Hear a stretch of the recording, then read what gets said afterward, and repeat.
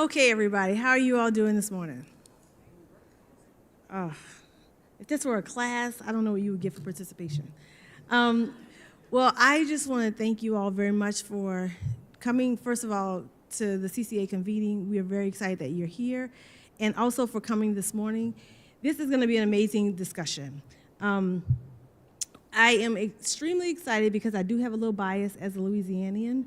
And, you know, we get a lot of bad press, but this was a wonderful thing that we were able to do in the state of Louisiana. And we're happy that we have our leaders from the state to come and share with you. I'm going to introduce our moderator, who will then introduce the panelists. I don't read bios because they're in CVent, and you can read them. What I'm going to tell you is that I am so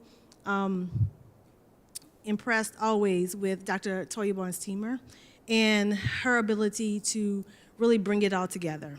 She's the CEO and owner of Teamer Strategy Group, and she has done work in Louisiana across the nations with presidents and teams to really help us understand why this matters and how to do it right. And I think that when I look at leaders in the higher education and post-secondary space, someone who really is focused on making sure that we're keeping and centered, that we're accountable for our decisions and our actions, and that we share these things broadly, I think about Toya. And I am just very pleased that she has been able to guide me and lead me in this work, and that also that she's going to lead this panel, moderate this panel for us today. So I think this is going to be a great conversation, and thank you all very much. Thank you, Nia. So since honestly, it's more of a discussion because literally I'm sitting with two friends and I won't tell all the stories about how I know each of them. But first I want to remind us of this particular session and why we're here. So this is Empowering Voices, Louisiana's Triumph, and I'm putting that in quotes, y'all, because we have some other environmental changes that are occurring in our state. But our triumph in advocating for diversity, equity, and inclusion with legislative impact, and what that looked like in this last session. So many of you are navigating the difficult environment of advancing efforts to support students of color, first generation, and students from under-resourced communities during an era that can be hostile towards diversity, equity, and inclusion initiatives. And what's so interesting about the categories that we're speaking to is, honestly, they all define me. As a native New Orleanian, growing up in the lower Ninth Ward, first generation, student of color, underrepresented, and under-resourced to go to college. And I'm also proud to say that all three of my degrees are from the state of Louisiana institutions. So I'm also, Nia, a very proud native of our state. So over the last couple of years, our programs have come under increased scrutiny, making it more challenging for student success professionals to engage in this work. The question on how to successfully counter these efforts to eliminate DEI programs routinely surfaces with institutional and system partners seeking models of how others are successfully addressing these challenges. Louisiana's success provides a roadmap for others developing strategies to address similar concerns in your states. The goal of this discussion is to describe the landscape of Louisiana, the actions taken to address pending and anti-DEI legislation, and lessons learned throughout this success. So we have two panelists, and I know where Nia is saying she doesn't like to read bios. I think I have to do this for these two individuals, or I'll start telling stories that I really should not be telling. Short. So we'll start with Dr. Kim Hunter-Reid, who is the Commissioner of Higher Education for the state of Louisiana. She is currently the only female in the country to have served as the higher education leader in multiple states, both Louisiana and Colorado. She was recognized nationally as the 2020 Exceptional Leader by the State Higher Education Executive Officers Association, which is SHEO. In 2022, she successfully led efforts to secure additional state funding of more than $150 million, the most significant strategic investment in Louisiana's higher education to date. But she did have some partners in that effort. Absolutely. Louisiana Board of Regents, Reed leads the state's talent development efforts focused on increasing educational attainment, erasing equity gaps, and increasing prosperity. To reach the state's goal of doubling the annual number of credentials awarded by 2030, she focuses on transformational policies and deep collaboration engagement in line with Regents' talent imperative. So I want to now go to, because she told me to keep it brief and short, but I do have to say she is a wife, proud mom to one of my favorite people, Bree. Yes. And also married to Henry, so we can't forget Henry, because he'll kill me. But I also want to introduce Dr. Jim Henderson, who is president of the University of Louisiana system. And I also want to acknowledge his beautiful wife, Tanya, who is sitting in the audience, who has always provided support. You know what they say, behind every great man is a greater woman. Much greater. It's an awesome woman. So since Jim's appointment, he has led the University of Louisiana in the creation of a strategic framework that charges its universities to produce the most educated generation in Louisiana's history, drive growth through public and private partnerships and research, and recruit, retain, and develop world-class faculty who educate students, empower employers, and enrich communities. There are various systemic functions that ensure success. One of the newest is Compete LA, a program designed to assist the 653,000 Louisianians in some college credit but no degree. But the other, for me, claim to fame for Jim is the fact that Jim's system board was the only system board in the last couple of years who made a commitment that every campus within his system had a DEI officer. Right. So we want to commend you for that as well, Jim. Thank you. So as I mentioned earlier, over the last couple of years, there's been an increase in efforts to eliminate diversity, equity, and inclusion efforts in college campuses across the nation.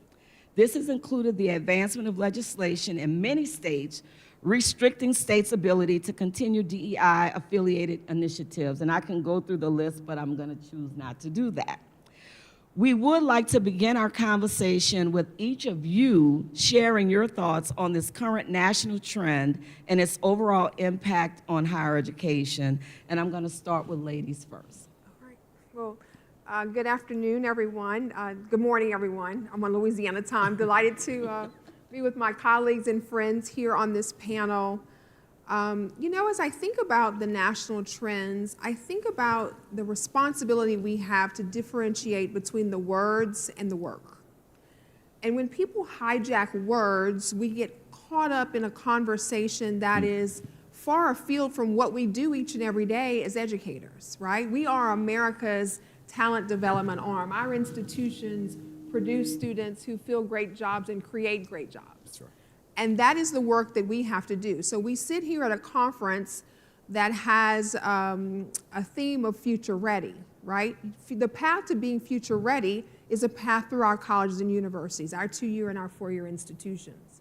And so while there is significant rhetoric and significant division around what is DEI and what do these words mean, the real work, the real commitment that we have is to each and every day make sure that students come to us and that there is a pathway for them to be successful and that we are meeting them where they are and that we are asking the question, who's not here or who is not doing as well as the next individual, and how do we better serve them?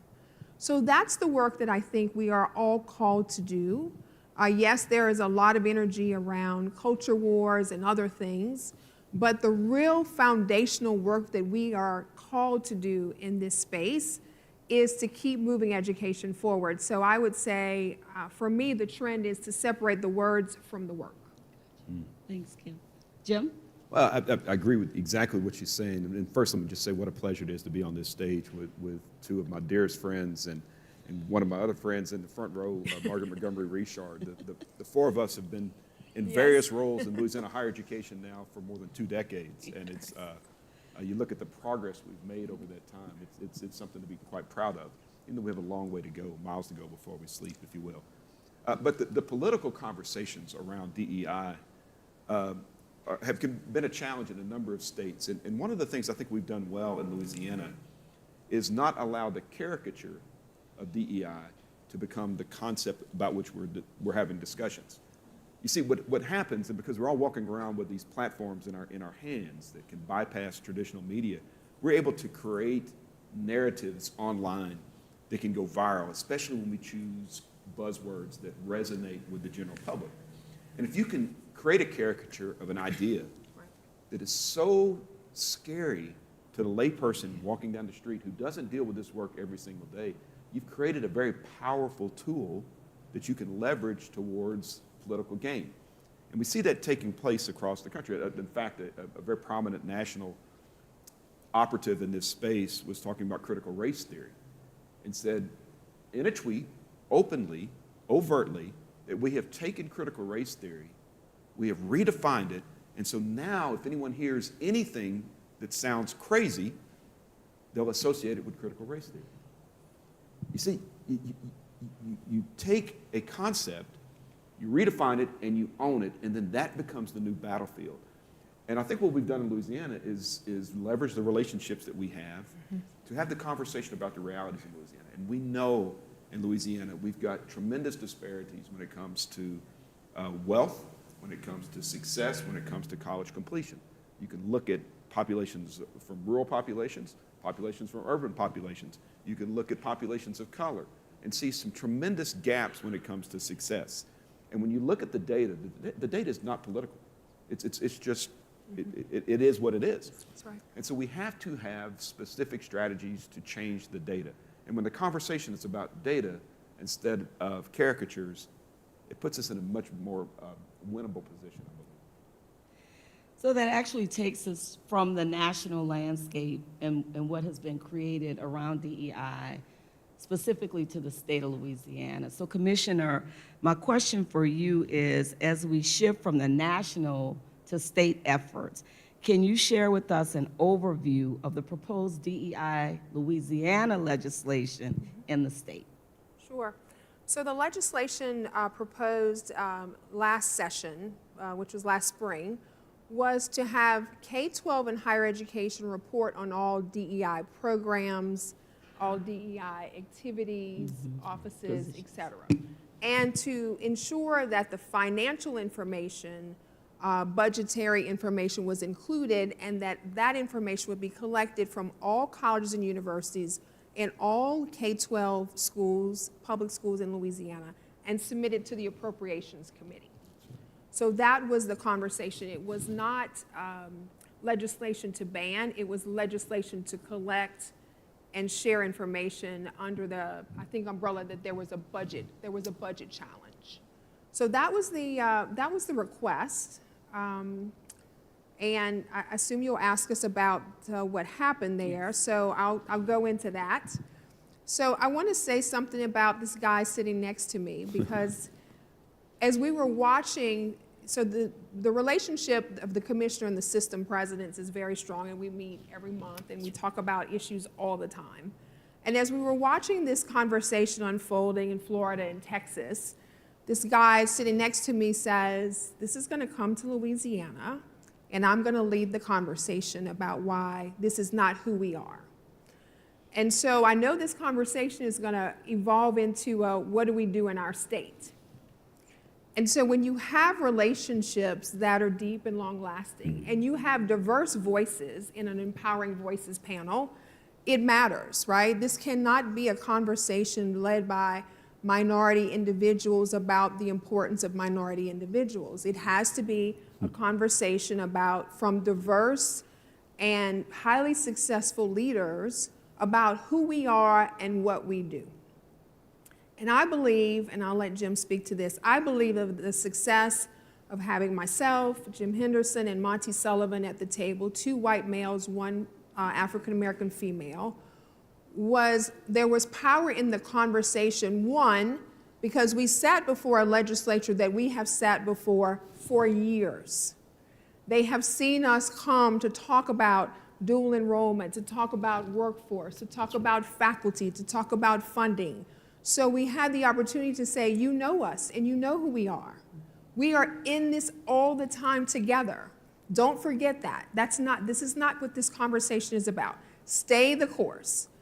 And also, I think it's important to recognize that in those deep relationships was trust and confidence in the leaders who were sitting before them. And I think that matters. If we were new kids on the block, first legislative session, I don't know that the work would have come out the way it did. But we sat there before legislators who we have visited in their own districts, who we've worked with on legislation for a very long time, and legislators who said, these are our people. That's right. And this is our commitment to the work. And so the conversation was very different, I think, Jim. I agree, and if I could, I think one of the key parts of that conversation was what the commissioner did.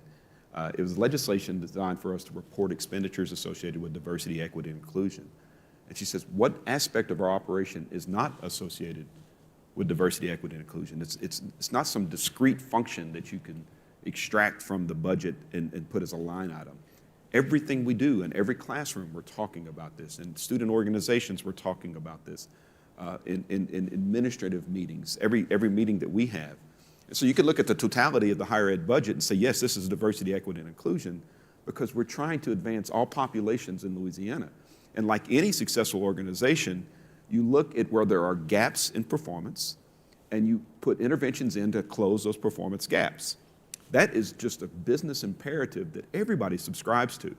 And so when you approach it with that language, okay, this is not maybe the demon that we're trying to exercise from the state budget. This is actually a core function of what we're trying to do in higher education. And the way that she was able to encapsulate that in a non-confrontational way, just in an explanatory way, it really took the steam out of the conversation in terms of those that were pursuing a different agenda, if you will. So you all talked about the relationship of the commissioner with the presidents of the systems, the relationship with the legislators, and that trust that they have in your ability to move these agendas forward. We talked about the data, because when you look at the state of Louisiana, we can see how many people, however you're defining equity, whether that's by race, by gender, by socioeconomic background, by urban, rural, et cetera, for them, those individuals showed up in all of their constituencies as well. But Jim, the one area we haven't talked about, as the president of the University of Louisiana system, can you share with us the scope of conversations occurring across campuses regarding the proposed legislation and the expected impacts? Yeah, that's a great way to frame the question, Toya, because it's, when you think of Louisiana, of course, Louisiana is in the deep South. Right. But historically, we've been far more progressive than people will give us credit for. In fact, when Lincoln was trying to pass the 13th Amendment near the end of the Civil War, he was counting on Louisiana as in the affirm bucket for ratifying the constitutional amendment. And so we've always been on the forefront. Just a little plug for our beloved state. But when you look at these national conversations that have emerged, people immediately think about politics, and they see what's happened in Florida and in Texas, now what's happening in Wisconsin. What an interesting thing it is to watch that play out. And they say, okay, this is coming to Louisiana. And so there's a lot of angst. And so I work closely with faculty senates. This is kind of a new thing that emerged when we had some tenure legislation that was up. I brought the faculty senates of our 9 institutions together and said, I want you to work with me on language. And we're going to have some very collegial conversations around this instead of going to war over it. When this legislation passed, it was associated with some other bills that were a little bit more egregious in terms of trying to snuff out diversity, equity, and inclusion work. And so we immediately engaged our faculty in this conversation. Then we had what was really a gift, a state party, the Republican Party, released a resolution around diversity, equity, and inclusion. Of course, it has all the whereas clauses, and the whereas, you know, the University of Louisiana system has strategies to ensure success among all populations and underserved populations, a number of things like this. And then the next whereas clause was, whereas DEI offices have become divisive commissariats and ideological engines trying to indoctrinate students. And I was like, okay, it was really a leap from us trying to advance all populations. So I just issued a statement. I said, you know, the first part of this resolution, we absolutely agree with. In fact, we are so committed to the work that's described in this resolution, we thank the party for acknowledging it. The rest of it is so foreign to anything that occurs in our campuses in the state of Louisiana, it defies comment. So we owned it. We didn't back away from it. We said, you know what? I'm thinking about in a movie, Clear and Present Danger, an old movie, Jack Ryan, and he's working with the president, and the president's friend has been killed on a yacht, and it's very messy, $600 million, drug money, this kind of stuff. He says, this is going to be a PR nightmare. You need to distance yourself from it. And Harrison Ford says, no, I think you do the opposite. If they ask you if it was a friend, you say it was a close friend. If they ask you if it was a close friend, you say, no, it's a lifelong friend. You don't give them anywhere to go. And so when they ask us, are we committed to diversity, equity, and inclusion, we say, yeah, we're committed with our whole of our being, because it's the right thing to do for Louisiana. And when we send that message, thank you. It's very kind. It's the people that are working in this work on our campuses that really deserve that acknowledgement. And so I extend that to them. But when they see someone that's standing up unequivocally for their work, they can focus on the work and leave the politics to those of us in Baton Rouge that live in that cesspool of politics. And they can do the really forward-looking work that's going to fulfill the commissioner's plan to have Louisiana educated for the first time in our history. So, I want to add first, not only just a shout out, because it takes courage, right, in this environment to be that clear about what we value. And Jim has a system with DEI officers. He has a phenomenal Black Male Initiative. He walks the talk on this issue. But the results, because I know you're going to ask about that too, Tori, I keep jumping ahead of your questions, was bipartisan support to leave that legislation in committee. Failed in committee, bipartisan support. Unique for Louisiana. Democrats and Republicans saying we're not going to move that legislation forward. And while others across the state, and certainly my SHIO colleagues, were talking about what are you guys doing about DEI, and you know, our board took a position unanimously in support of tenure and against the DEI bill. Other boards did as well. And they said, are you worried about retaliation in the budget? Are you worried about these things? And I said, you know, we are checking with the leadership. We're talking with them in advance before we go to committee so they know what we're going to say. They know we're coming. But we have a personal and professional relationship that I feel is going to sustain us through this conversation. I knew we would win the debate. I hoped we would win the vote.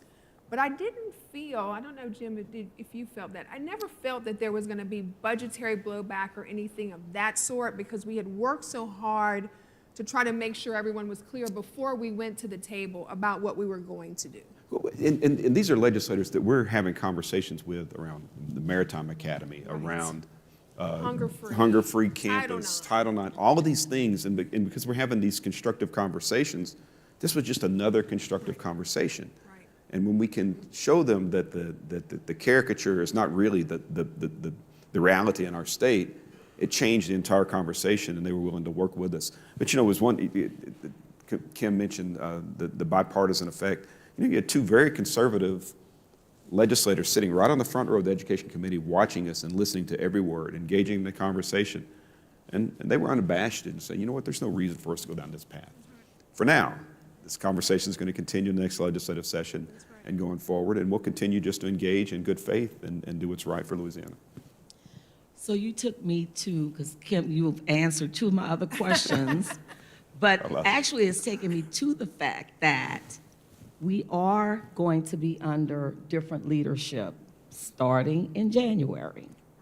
And so when we are talking about our strategy moving forward in the state of Louisiana, but also in providing information to our other state colleagues about how they might be able to manage these situations.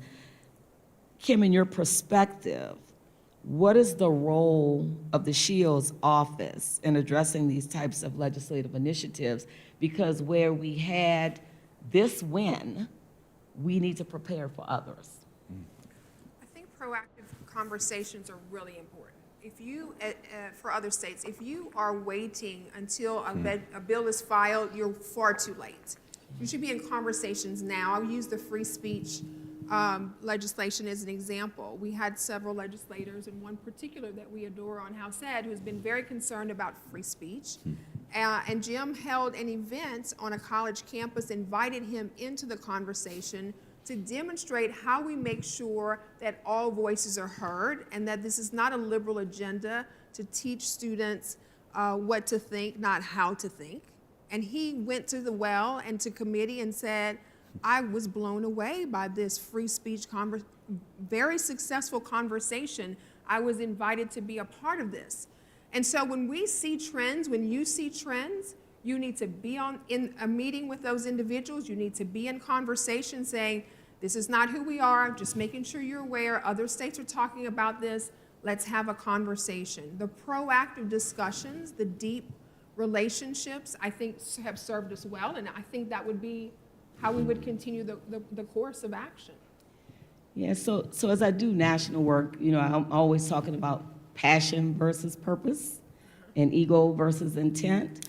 And so Okay, you preaching. do we want to take a defensive posture, or do we want to take an educational posture?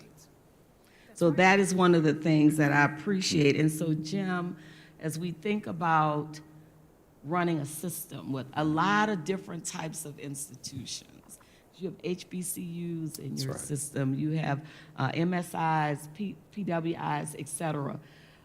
How do you, as a leader of a system, manage that? Because, you know, people are anxious. I mean, we can't pretend like people aren't anxious whenever you have, you know, change in legislation and leadership. So how are you managing that part of the work? Well, it's a couple of different strategies in that regard. So we are a system of 9 institutions, but they're 9 distinct institutions. Each has its own history, its own culture, its own mission. And so we leverage that towards some collective outcomes, but we also empower our university presidents. And our newest one, Kathy Johnson from University of New Orleans, is here. Kathy, welcome. She'll learn this, yeah. She, to implement the frameworks that we create, systemic frameworks, in a way, in a manner that is specific to the context of their institution. We think it's very important that we do that because the context at Grambling State University in the Piney Woods is quite different than it is at UL Lafayette or Carnegie R1 institution on the Bayou in Lafayette. And so we allow them, and what that does is it fosters ownership. So now they own it. Now, we do have systemic initiatives, and Commissioner Reed mentioned our Black Male Initiative. It's called the Reginald F. Lewis Program. It's designed after a Black billionaire who grew up in inner city Baltimore, first person ever admitted to Harvard Law School without applying, became a Wall Street lawyer, saw all the white guys making all the money, so he decided to create what's called the leveraged buyout and purchased $1 billion food conglomerate in Europe. Self-starter all the way. He owned his future. Conspiracy of circumstance, I meet his widow. We asked her if we can use her husband as example to have a Black male initiative across our system. And then we have 18 rising sophomores, 2 from each of our institutions that are identified because they have that something, that spark, whether it's shown in leadership or an academic success, whatever it is, they have that something. We put them through a curated educational experience. It includes mentorships, internships, study abroad. We took them all to listen to lectures at Sorbonne, University of Paris last year. We're sipping champagne at the Eiffel Tower. It was beautiful. Not this Eiffel Tower. Not this one, the real one. And, but what these young men have become are force multipliers on our campuses because they've gone back and they've created initiatives on their own campuses that reflect the spirit of that campus. And using that, leveraging the resources that we have to advance this work, I think is going to be absolutely key. And then it allows us to create these wonderful success stories that we can bring to even cynical legislators who say, why are we doing this work? Say, here's the reason. Look at Jaderick Talbert. Look at him talking about the rise of black farmers and populist movements in the 19th century. Oh, by the way, that created Grambling State University in the Piney Woods. So it's a comprehensive, I think, holistic approach to these conversations that's really paid dividends so far. I want to add to that this idea. I want to build on Jim's great comments about this idea of common purpose and common vision in a world where we have so much division. Every legislator, we believe that we can find a common conversation with every legislator in Louisiana. That's right. And when we are, Toya, to your point about education and purpose, right? So when we are in conversations and we say, you remember who we are, we're the individuals who move people from poverty to prosperity.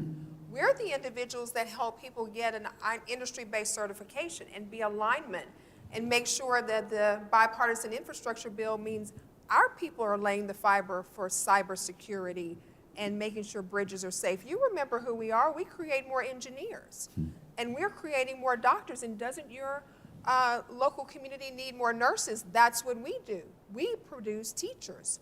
That's what we do. And so when you say to an individual who is working diligently on behalf of their constituents, we have a common purpose with you, because whatever you're trying to do in your community, build talent, decrease poverty, decrease crime, increase life expectancy, increase taxpayers, that's what we do. And I think you have to find that common purpose and that common vision, which allows you to have a conversation from a proactive perspective, not a reactive perspective. Right, Jim? That. I love that. Yeah, perfect. Well said. So as I travel to other states, and a lot of people are trying to grapple with this issue around DEI, there are risks at every level. And so can you talk about the risk from where you sit? So y'all know, even in the state of Louisiana, y'all heard me say y'all, even in the state of Louisiana, we say we're so different from other states. But in reality, we're not, Kim, because everything that you mentioned about what we stand for, I know other states stand for the same thing. But I do hear in conversation that there is a risk factor in this work. And if you could speak about the risk of the commitment to DEI by serving all students as a SHIO and then as a system leader, what does that look like? And what should your colleagues who sit in these similar positions consider as they think about levels of risk? So one of the things that I thought was very interesting, and I think a little perplexing, Jim, was that when we were going through our hearing, so many people said to us, no one in the country is talking about this. They're letting these bills roll through the process without going to the table. No one is engaging their legislative leadership. Where are the higher ed leaders? It's crickets, which is why I think we're sitting on this panel, because they said, is anybody talking about and having a conversation about this? And so I think for us, the risk was being silent. That's right. And allowing people to project on us something that we are not. And on our faculty and staff who work tirelessly, something that they are not. That was, to me, how I thought about risk. Now, I have absolutely been in conversations with higher education leaders across the country who have said, our budget was cut, our budget was threatened, this is hardball politics, there's some serious conversations going on. What did you see? And I said, we didn't see that, but we did go to our leadership in advance and say, please don't file the bill, please don't schedule the bill. And when the bill was scheduled, we had pre-conversations to say, here's what we're going to say respectfully, and here's why we need to do that. So it was a different tone, a different tenor, a different reality. But I think for Jim and Monty and I, we saw the risk was being silent and allowing more people to erode trust and confidence in our institutions in a world that is built on a knowledge economy where people need access to our credentials more than ever before. And I don't want to make this sound too simplistic, because I know that there are very capable people leading these conversations in other states, and I don't want to dismiss their work. But I think one of the things that we didn't do is we didn't allow somebody to frame the conversation and then try to operate within that false frame, right? We explained what the conversation really is about. And that helped us. When you don't let someone say, hey, this is the battlefield and we're going to go to war on, and instead say, you know what, no, we're going to educate you about what this is. Did the same thing with tenure. We had a legislator would bring a tenure bill up, and I said, hey, would you be willing to meet with me about this bill? And he says, of course. I said, okay, I'm going to bring some friends. And I brought my 9 faculty senate presidents and 3 from the LSU system, and we sat down and we had a conversation. And to start the conversation, I said, Senator, I said, explain to this group what it is that you're trying to achieve. What is the problem that you're trying to solve? And it was a very cordial conversation. By the end of it, he decided not to file his bill because he realized that there really wasn't a problem. Folks, here's the challenge we face now with ubiquitous access to media in our hands, is that facts don't change opinions, memes do. And when you can put something in a meme that's compelling, it reinforces someone's intuition, where they want to believe. And when you see something that conflicts with what you want to believe to be true, your brain processes it in the same part of the brain that processes pain signals. So think about this. When you put your hand on a hot stove, do you rationalize why your hand is hurting? No, you immediately lift your hand out because you want it to stop immediately. When you someone tells you something and it conflicts with what you want to believe to be true, you don't try to rationalize and get your arms around it, you dismiss it.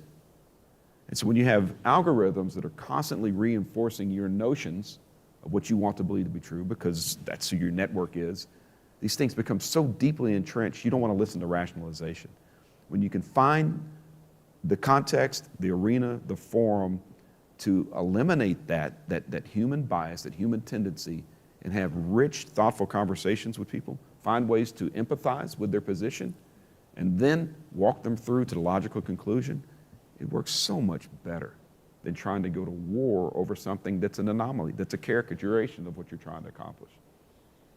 So to me, that speaks to messaging. And so when you think about the stakeholders, the partners in all of this, how did you all manage the messaging around the framing? How did you get to that? Because the other thing that I see is some systems are trying to go out on their own. The SHIELD's office may be doing different messaging.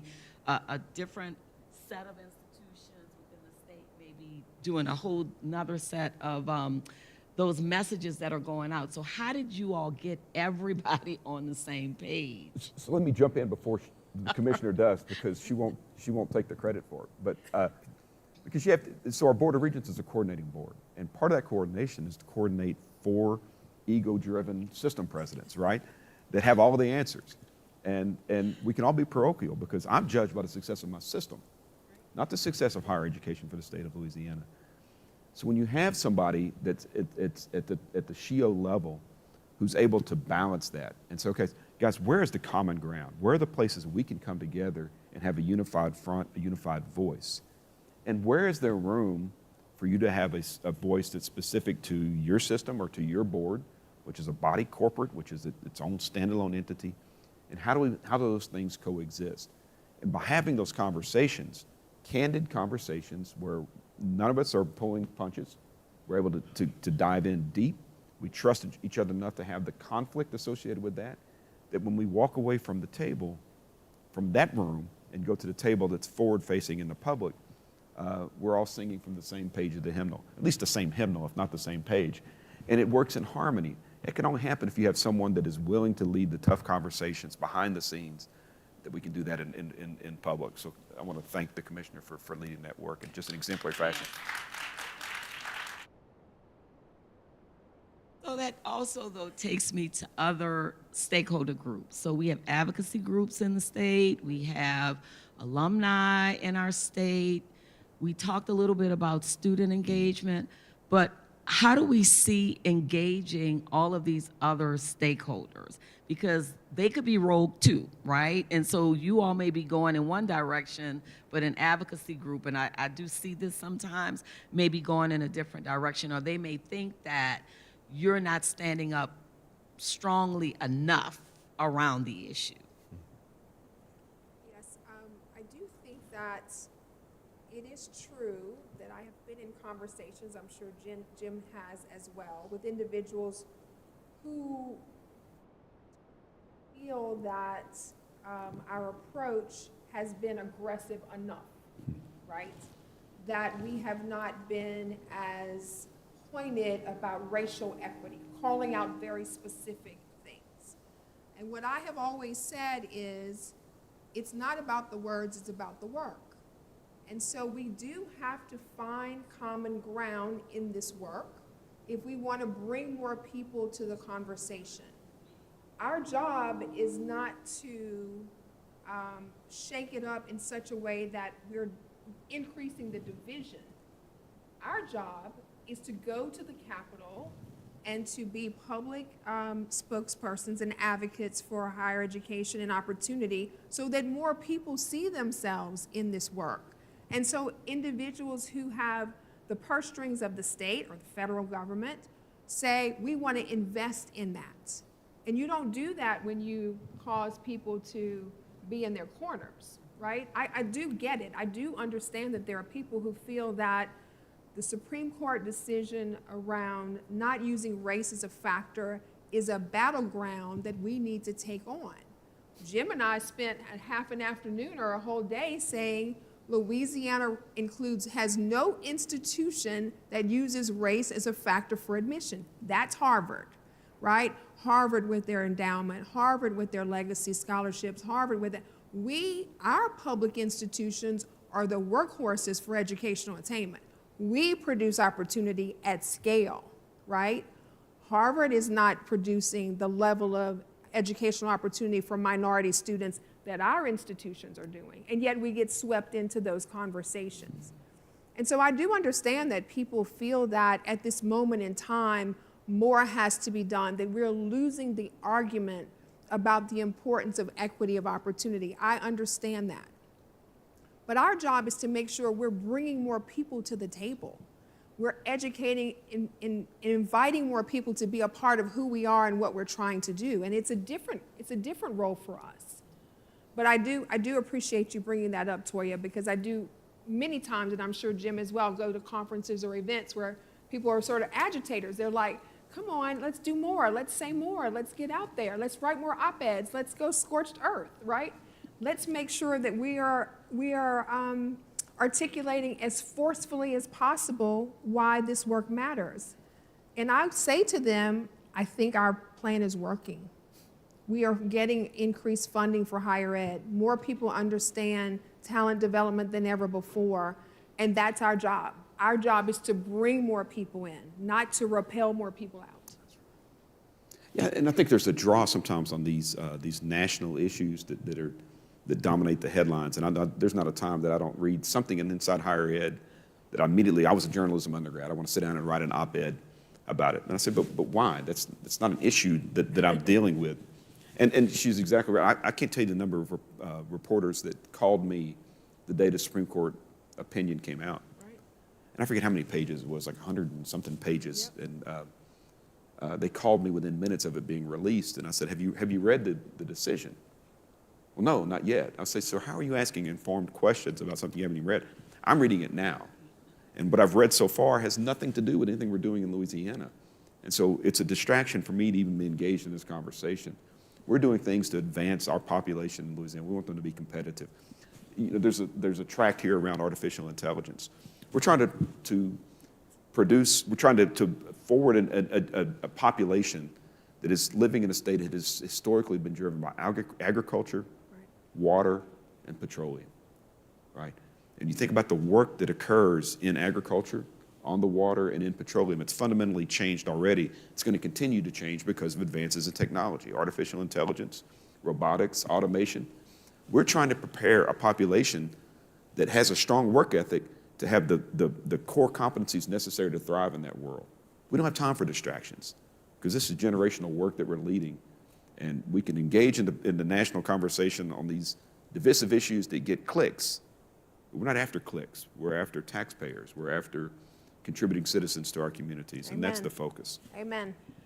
Which actually, so you opened this up around business and industry. So what do you see as the role of our business and industry partners when we are talking about DEI and when we're talking about serving all citizens in the state of Louisiana? And Commissioner, when we talk about our strategic plan for the state, how do we see business and industry supporting what we're doing, and how do we use them as advocates in this work? I think business and industry is critical to this work, critical champions for talent development. I can't think of a conversation that I've had recently with business and industry leader that did not have a diversity conversation in it, right? They want diverse engineers, diverse HR, diverse IT. They're looking for those professionals, and so they are perfect individuals to lead the charge for why this work matters.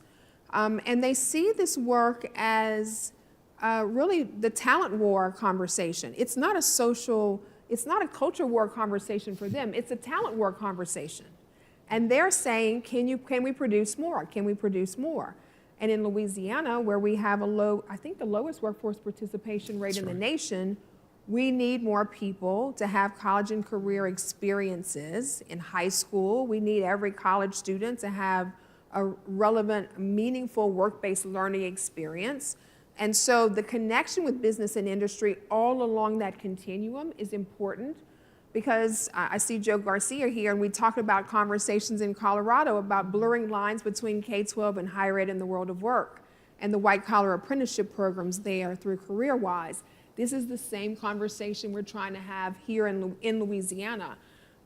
This idea that we are all in it together, and that we are advocating in a way that is meaningful and relevant and allows more people to have opportunity than ever before.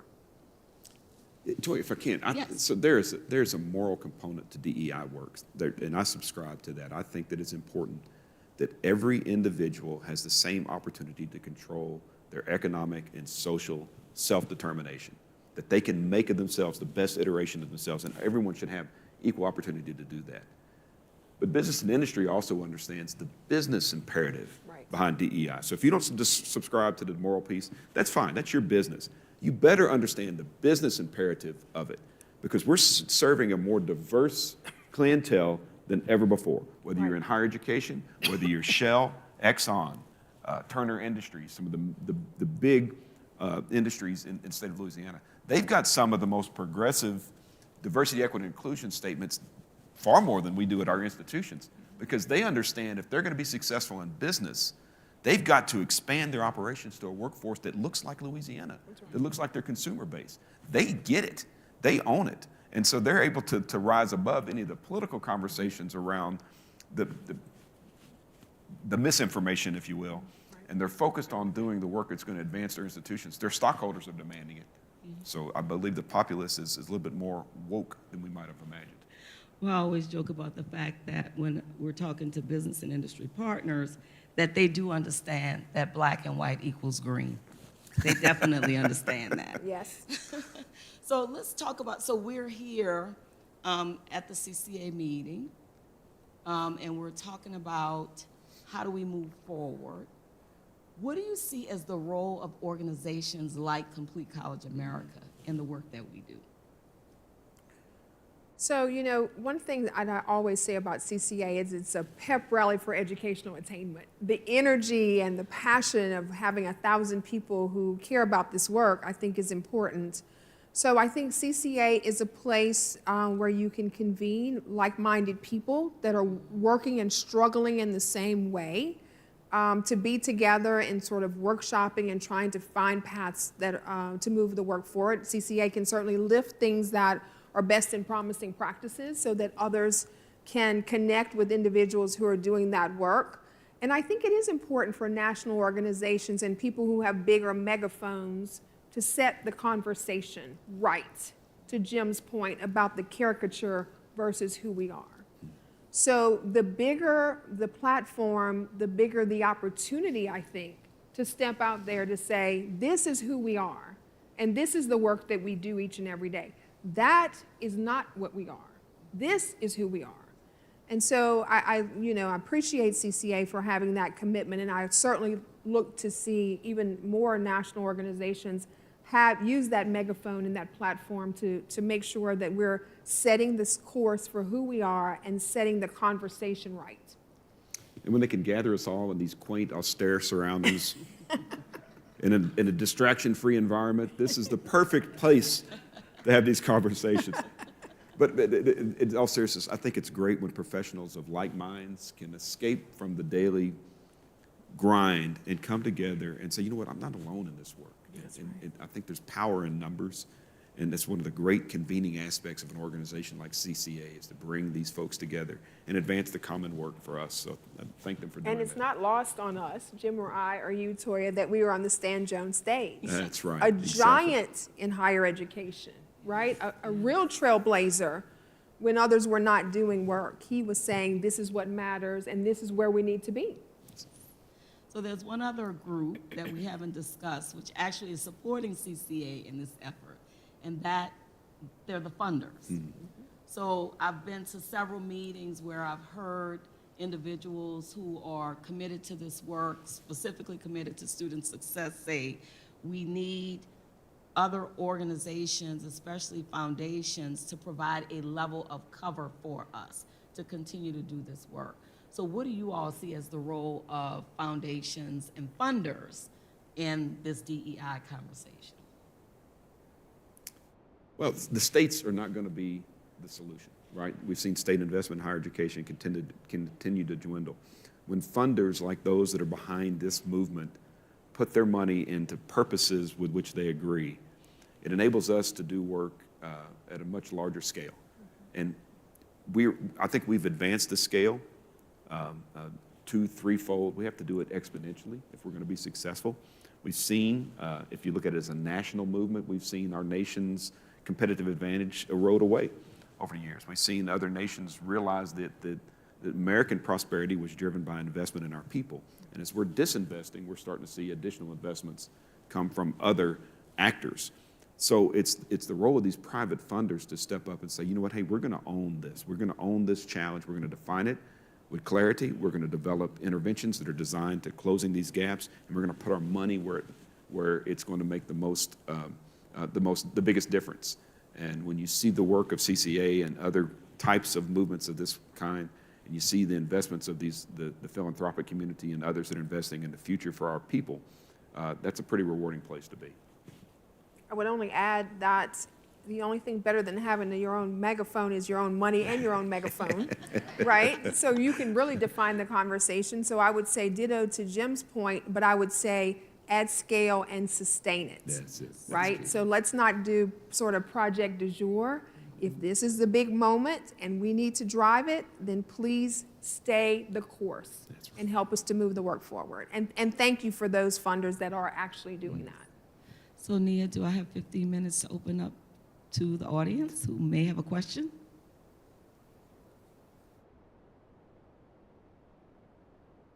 Okay, 5 minutes. Anybody in the audience that has a specific burning question for, yes, I see a hand right here.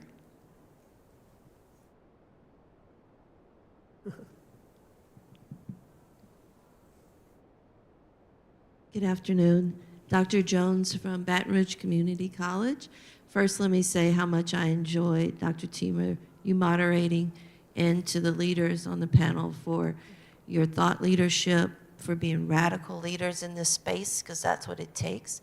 After being gone for many years and coming back to Louisiana and then serving in different roles, political and education now, I continue to still be a little disheartened by the rankings that we have for our state, as I'm sure you all do.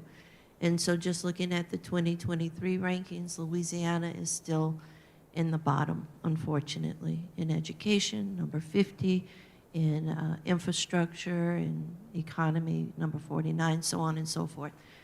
My question to you, when it comes to this DE&I space, which I'm passionate about, poverty reduction, could and should DE&I become a value statement throughout our industries throughout education. Is that even possible to embed that in? Because we're not talking about fairness for just minorities, we're talking about advancement for every rural community, for every location in our state. Could we get to that point where people recognize a common narrative in this space? That's the question. Thank you.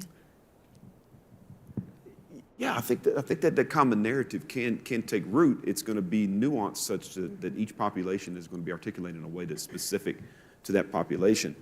But you framed it very well when you look at Louisiana's rankings across any number of indicators of social health. We rank near the bottom. Also rank near the bottom in terms of investments, state investments in higher education, even when you include the $300 million a year we put into TOPS. Right. And so I say quite often, if you want to see what an organization values, look at its budget. Right. And so when we look at the budget of Louisiana, we've budgeted more in corrections historically than just about any other state in the union. We've incarcerated more people. We have more black males incarcerated than we have enrolled in higher education. Those are, you can't look at those individually, but you can lump them all together and say, you know what, we've got a problem with prioritization in Louisiana. It's like if we have serious people at the table talking about what are the things we can advance. Commissioner Reed mentioned workforce participation rates. We have the lowest in the nation, but we have some census tracts in Louisiana where fewer than 22% of the working age population is actively in the workforce. That's a problem. There's not a single answer to that. There's multiple answers that are deep-rooted and generational in impact. But being very specific in determining what those problems are and then being very targeted in the solutions, I think, will help. But having a global narrative that says we're going to advance Louisiana, which means we're going to advance the people of Louisiana, I think helps. DEI has got to be a component to that. That's fair. I would agree. I think Jim is exactly right. I think you have to pick language that brings more people to the table, which is why we pick prosperity in our strategic plan that we work collectively on and collaboratively on. And so I think language matters. Inspiring people to be a part of something bigger than themselves has to be something that they want to rally around. So I agree. I think he's absolutely right. There is a way for us to have the kind of messaging that allows more people to understand how to be empowered to make change, to move people from poverty. But the language would be something that would have to be broad enough for more people to say, I know exactly what that is. I think DEI is so hijacked for so many people that you spend so much time trying to say, that's not what it is, this is what it is, that you go, okay, new word. It's like Swiffer. You have to create a word, right? You need a new word. So if it's opportunity, if it's prosperity, whatever it is, sometimes it's easier to say, let's pick a uniting word or message as opposed to trying to educate people on the words that they don't agree on. One more question, Eve? One more question. Anyone in the audience? Margaret.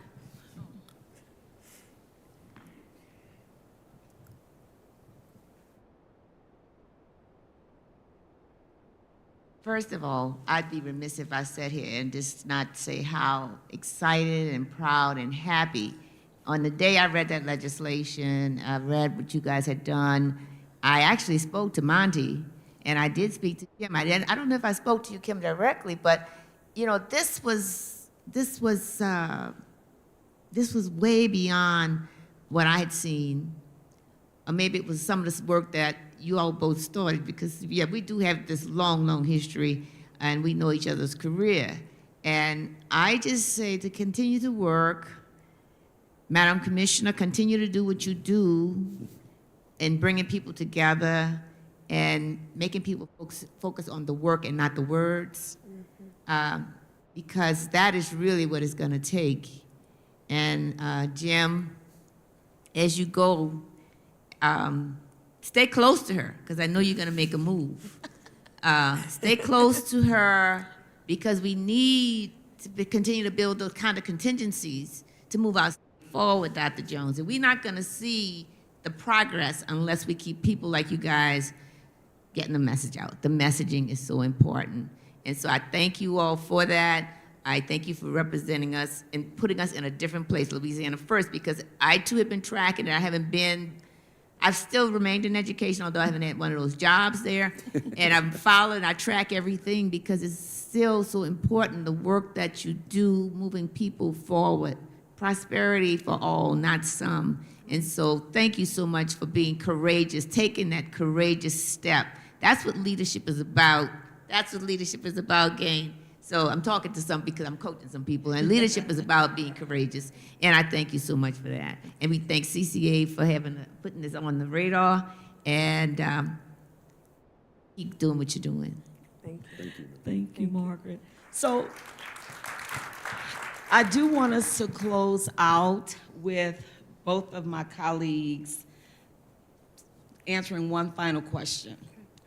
What is the most important point you'd each want our audience to take from this conversation?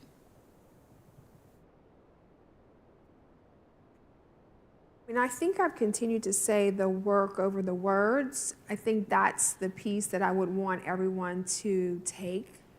Don't spend your time on defense trying to explain. Spend your time on offense, talking about who you are and why you add value. And I'd go a little bit political with this, is don't assume the extremes are the majority. There you go. The extremes are the minority. They just have microphones and they get amplified. But the vast majority of people want to do what's right, and they're willing to engage in the conversation. So if you approach it as a fight, you're only going to inflame the extremes. But if you approach it as a conversation and an educational moment, then we have the ability to take this more silent majority and advance the work in very meaningful ways for our people. More people want to be involved in the solution than be part of the argument on the fringes. And I think if we remember that, we won't get drawn into these battles that you really can't win, because there's no winner in a war. Thank you to both of you all. Thank you all for coming and sharing in this conversation. And Nia, thank you for keeping me on track.